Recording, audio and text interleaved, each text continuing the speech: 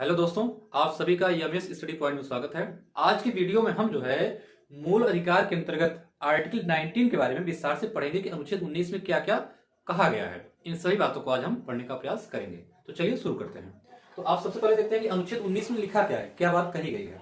क्या कहा गया है? भाषण की स्वतंत्रता या कह सकते हैं भाषण की स्वतंत्रता आदि के संबंध में कुछ अधिकार दिए गए हैं, कुछ प्रावधान किए गए हैं। तो कौन कौन से प्रावधान हैं आर्टिकल 19 में कि आप जो है अपनी बात दूसरों तक पहुंचा सकते हैं, कि उनके लिए कौन कौन सी व्यवस्था हमारे संविधान के अनुच्छेद 19 में की गई है। तो सबसे पहले देखते हैं अनुच्छेद 19 का उपखंड 1 का ए है। एक का ए, अनुच्छेद 19 का उपखंड 1 का ए। इसमें क्या कहा गया है? इसमें कहा गया है कि भारत के प्रत्येक नागरिक को भाषण एवं अभिव्यक्ति की स्वतंत्रता होगी।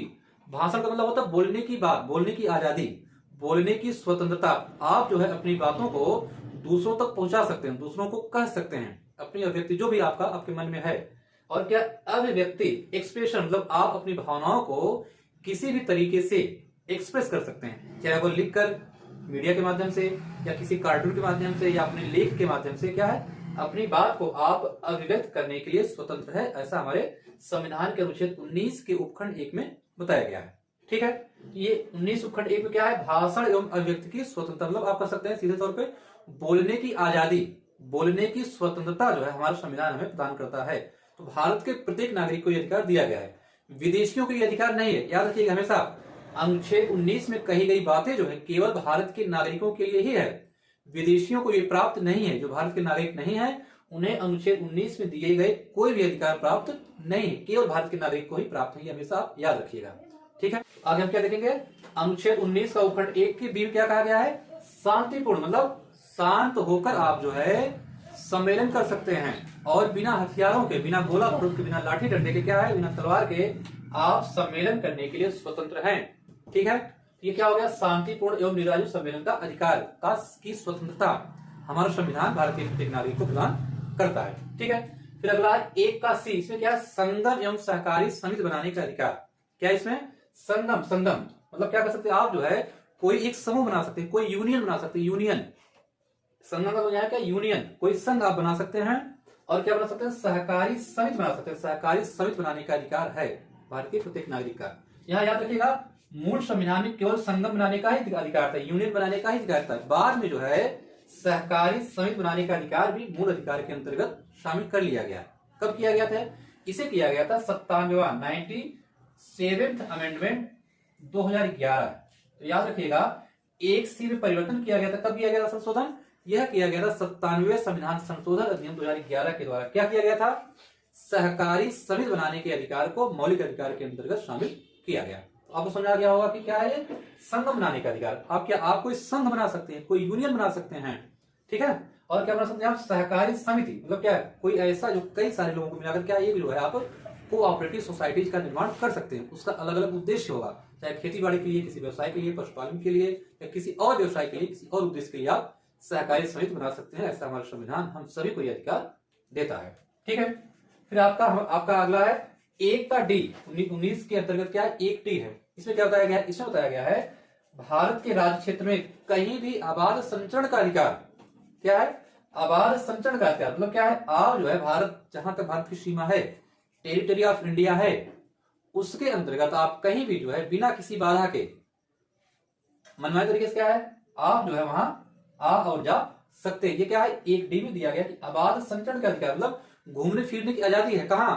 भारत के किसी भी क्षेत्र में, भारत के कहीं भी जो है किसी भी जगह आप जाकर घूम सकते हैं, संचरण कर सकते हैं। ये जो है 1D में कहा गया है। ठीक है, फिर आगे क्या है? आगे आप देखिएगा 1 का F आ गया। अब आप कहिएगा 1D के बाद E आना चाहिए, F कहां गायब हो गया? तो आप याद रखिएगा 1D के बाद एक E जो था। अब क्या देखेंगे? अब आप देख रहे होंगे कि अनुच्छेद 19 का उपखंड 1 का D तो है हमारे संविधान, लेकिन D के बाद तुरंत आ गया F, E कहां चला गया? तो आप याद रखिएगा जो E है, एक का E, एक E को जो है संविधान से समाप्त कर दिया गया है। कब किया गया समाप्त? इसे किया गया 44वें संविधान संशोधन अधिनियम 1978 के द्वारा। इसलिए क्या है? एक का E जो है हमारे संविधान का हिस्सा नहीं है। इसमें क्या था? इसमें जो है संपत्ति अर्जन का अधिकार शामिल था। याद रखिएगा, ई जो है अब हमारा क्या कर दिया गया? एबॉलिश कर दिया गया, इसका निरसन कर दिया गया है। ठीक है, अब क्या है? अब आपका है 1 का F। इसमें क्या है? भारत के किसी भी जगह पे, भारत मतलब क्या, भारत में कहीं भी आप जो है निवास कर सकते हैं, सेटल हो सकते हैं, ठीक है, और बस सकते हैं। बस बस मतलब सेटल हो जाना, निवास मतलब होता है हैबिटेट, ठीक है। तो आप क्या, आप भारत के किसी भी जगह, मतलब भारत की जहां तक सीमा है, भारत की जहां तक सरजमी है, वहां क्या है, वहां कहीं भी आप क्या है निवास कर सकते हैं, और वहां क्या, वहां परमानेंटली बस सकते हैं, बस सकते हैं, ठीक है। ये क्या, ये एक एफ में अधिकार दिया गया है, ठीक है। ये क्या, ये आपका अधिकार है। फिर क्या, एक का जी है, एक जी, एक जी में क्या कहा गया भाई, एक जी में कहा गया भारत के प्रत्येक नागरिक को यह अधिकार होगा कि वह जो है भारत के राज क्षेत्र में कहीं भी किसी भी वृत्ति को, मतलब कोई व्यवसाय उपजीविका चला सकता है, मतलब कर सकते हैं आप रोजी रोटी, आप जो है अपनी दैनिक दिनचर्या को या जो भी आपकी रोजमर्रा की जिंदगी है उस लाइफ को चलाने के लिए कोई व्यवसाय आप कर सकते हैं, अपना जीविकोपार्जन करने के लिए किसी भी वृत्ति को आप अपना सकते हैं। ऐसा जो है हमारे संविधान का अनुच्छेद 1 जी जो है करता है। ये क्या है, व्यवसाय करने का, कोई उपजीविका करने का अधिकार हमारा संविधान हमें देता है, ठीक है। लेकिन याद रखिएगा आप जो है, ऐसा जैसे लिखा गया ना कि भाषण की स्वतंत्रता, लेकिन ऐसा ये नहीं कि आप जो है भाषण के माध्यम से किसी को कुछ भी कह दें, आप किसी को गाली गलौज दे दें या कोई ऐसी बात आप बोल दें जिससे क्या है, जिससे किसी की भावना आहत हो, मानहानि की समस्या आ जाए। ये क्या है, इस चीज से आपको बचना है। इसके लिए क्या, इसके लिए भी हमारे संविधान के अनुच्छेद जो है, अनुच्छेद 19 के उपखंड 2 से लेकर 6 तक में इन सारे मौलिक अधिकारों पर कुछ निर्बंधन लगाया गया है, कुछ जो है रोक डाली गई है कि क्या है, आपको इस दायरे में रहते हुए अनुच्छेद 19 के उपखंड 1 में जो भी अधिकार दिए गए हैं उन अधिकारों का क्या है, उन अधिकारों का उपयोग आपको करना है कि कहीं ना कहीं क्या है, जिससे कि दूसरे व्यक्ति के या सामने वाले व्यक्ति के मौलिक अधिकारों का उल्लंघन न हो। आप जो है अपने इन 6 मौलिक अधिकारों का उपयोग इस तरह से करेंगे कि किसी दूसरे व्यक्ति के मौलिक अधिकारों का उल्लंघन नहीं होना चाहिए। इन्हीं सारी बातों को 19 उपखंड 2 से लेकर 19 उपखंड 6 तक बताया गया कि आपकी ये जो मौलिक अधिकार हैं, इनको जो आप किसके अंतर्गत या किसके जो है तहत उनका उपयोग आप कर पाइएगा। तो जैसे आपसे कहा जाए कि क्या क्या इसमें होगा, तो उसी को हम एक साथ बता दे रहे हैं कि इसमें जो कौन कौन सी बातें शामिल हैं, ठीक है। इसमें आप याद रखिएगा, लोक व्यवस्था, मतलब लोक व्यवस्था को ध्यान में रखते हुए आप अपने इन मौलिक अधिकारों का उपयोग कर सकते हैं। मतलब आप किसी को या किसी जाति धर्म के खिलाफ कोई ऐसी बात ना बोल दे जिससे कि पब्लिक ऑर्डर के खिलाफ जो हमारी लोक व्यवस्था उसको किसी प्रकार का नुकसान हो, फिर क्या हो जाए, ये आपके लिए जो है एक क्राइम का कारण बनेगा। मतलब क्या, आप जो एक क्राइम कर रहे हैं, एक अपराध कर रहे हैं, आप अपनी जो है बातों को स्पष्ट तौर पे नहीं कर रहे हैं, क्या है, किसी के प्रति आप दुर्भावना पैदा कर रहे हैं, द्वेष पैदा कर रहे हैं, जो कि क्या है, जिस बात की मनाही हमारे संविधान में की गई है, ठीक है। लोक व्यवस्था हो गया।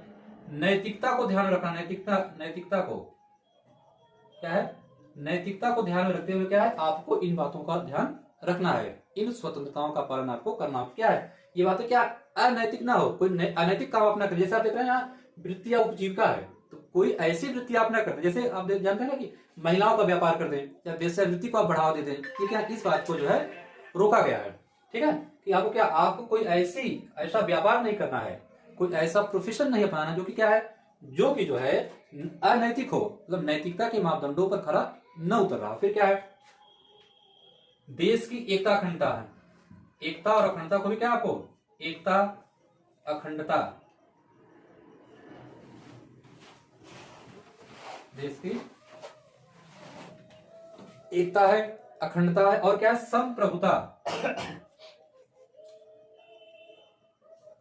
आपको क्या ध्यान में रखना है, एकता अखंडता और संप्रभुता का भी ध्यान में आपको रखना कि आप जो है इन मौलिक अधिकारों का उपयोग इस तरह से करिएगा जिससे कि देश की एकता अखंडता, देश की सुरक्षा, देश की संप्रभुता को किसी प्रकार का कोई थ्रेट ना हो, कोई नुकसान न पहुंचे, ठीक है। कोई ऐसी बात आप ना करें जो कि देश विरोधी हो, समाज विरोधी हो, ठीक है।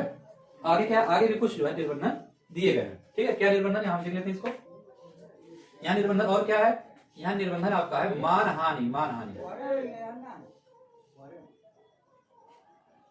मानहानि, मानहानि मतलब क्या हुआ, आप जो कोई ऐसी बात ना कर दे या कोई ऐसी जो है क्रियाकलाप न कर दें जिससे क्या, जिससे कि दूसरे के मान सम्मान को ठेस पहुंचे, दूसरे के मान सम्मान को नुकसान पहुंचे। तो क्या है, मान हानि को ध्यान में रखना है आपको, ठीक है। आगे क्या है, न्यायालय की अवमानना, ठीक है। क्या है आपकी अवमानना, ठीक है। ये क्या है, अवमानना का भी क्या है, मतलब आप जो है कोई भी, जैसे यही आप देखिएगा क्या है, इस तरह से अपनी वाक अभिव्यक्ति का प्रयोग करना है जिससे क्या हो, जिससे कि जो है न्यायालय की अवमानना ना हो। क्योंकि आपको पता होगा कि हमारे सुप्रीम कोर्ट या हाई कोर्ट के द्वारा जो कुछ भी कहा जाता है उसकी आप जो है आलोचना नहीं कर सकते हैं। मतलब उसमें क्या आप ये नहीं कहिएगा कि सुप्रीम कोर्ट ने ये बात गलत कही है, बल्कि क्या आपको सुप्रीम कोर्ट या हाई कोर्ट के फैसले का सम्मान करना होता है। अगर आपने उसके प्रति दुर्भावना प्रकट किया या कुछ और ऐसी बात पड़ी गई जो कि नकारात्मक हो, तो क्या होगा, वह जो है न्यायालय की अवमानना माना जाएगा। और इसके लिए जो आप हमारा न्यायालय उस व्यक्ति को दंडित भी कर सकता है। तो वह यह नहीं कहेगा कि हमने जो है आर्टिकल 19 उपखंड 1 के ए के जो हमारे अधिकार है उन अधिकारों का हमने प्रयोग किया, ये नहीं, क्योंकि आपने क्या न्यायालय की अवमानना की हुई थी, ये क्या, ये जो है नहीं माना जाएगा। फिर ठीक है, ये सब क्या, ये सब जो है जो भी आपके फंडामेंटल राइट्स हैं, ये सारे राइट्स असीमित नहीं है। इन पर क्या है, इन पर जो है युक्ति युक्त निर्बंधन, रीजनेबल रिस्ट्रिक्शन जो है हमारे संविधान के द्वारा लगाए गए हैं। ये क्या है, इनमें से कुछ के बारे में हमने बताया, जैसे बताया आपको लोक व्यवस्था का, नैतिकता है, एकता है, अखंडता है, संप्रभुता है, किसी की मानहानि है, न्यायालय की अवमानना है, या अनुसूचित जातियों के संदर्भ में अब क्या है, यस्टीज जो हमारी अनुसूचित जनजातियां हैं उनके संबंध में भी जो है कुछ निर्बंधन लागू किए गए। ये निर्बंधन विशेष तौर पे यहाँ के लिए है, कहीं निवास करने, जैसे है ना कि जैसे आप देखिएगा 5वीं और 6वीं अनुसूची के, विशेष तौर पर 6वीं अनुसूची के जो 6वीं अनुसूची जो हमारी है अनुसूचित जनजातियों को थोड़ा सा वो प्रोटेक्शन देती है, उनका संरक्षण करती है। तो जो जनजातीय क्षेत्र हैं उन जनजातीय क्षेत्रों में आप जो है निवास नहीं कर सकते, वहां आप बस नहीं सकते, सेटल नहीं हो सकते हैं, उस किसी अन्य इलाके में बस सकते हैं। लेकिन क्या है, शेड्यूल 6 के जो इलाके हैं जिन्हें सरकार प्रोटेक्शन देती है, सुरक्षा देती है, वहां जाकर आप क्या है, वहां जाकर आप जमीन वगैरह नहीं खरीद सकती। इसके बारे में आप जब पढ़िएगा हमारे संविधान का अनुच्छेद 371, तो 371 में इसके बारे में विस्तार से बताया गया है। आप जो है इन क्षेत्रों में जो जनजातीय क्षेत्र हैं, जनजातीय क्षेत्रों में बस नहीं सकते हैं। या हमारे यहाँ आपने सुना कई सारे, अरुणाचल प्रदेश है, अरुणाचल प्रदेश में अगर आपको जाना होगा तो वहां क्या, वहां परमानेंटली टेम्परेरी आपको वीजा भी लेना पड़ता है, वीजा, ठीक है, जो कि थोड़ा सा एक औपचारिक परमिशन होता है। तो वहां क्या कि आप कितने दिन के लिए जा रहे हैं, कब आप आइएगा वापस, और किस काम के लिए जा रहे हैं आप, क्यों ऐसा इसलिए किया गया जिससे कि वहां की जो अनुसूचित जनजातियां हैं उन अनुसूचित जनजातियों के कल्चर पर किसी प्रकार का कोई नकारात्मक प्रभाव न पड़े। ठीक है, तो जैसे यहाँ भी आप देख रहे हैं ना कि आवास संचरण का अधिकार, तो आवास संचरण तो दिया गया, लेकिन ऐसा नहीं है कि आप जो है किसी के घर में घुस जाएं और घर में घुसकर आप क्या बोले कि क्या है, संविधान का अनुच्छेद 1 का डी क्या हमें संचरण का अधिकार देता है, आप किसी की पड़ोसी घर में आप घुस जाएं या कुछ ऐसा आपको उल्टा सीधा काम कर दें, ये क्या, ये अधिकार हमें आपको नहीं मिल रहा, संविधान के द्वारा नहीं मिल रहा। क्यों, क्योंकि अगर आप किसी के घर में जाइएगा तो क्या होगा, घर में जाने का मतलब क्या होगा, आप उस व्यक्ति के मौलिक अधिकारों का उल्लंघन भी कर रहे हैं। तो आपके मौलिक अधिकार वहीं समाप्त हो जाते हैं जहां आप किसी दूसरे व्यक्ति के मौलिक अधिकारों का उल्लंघन कर रहे होते हैं।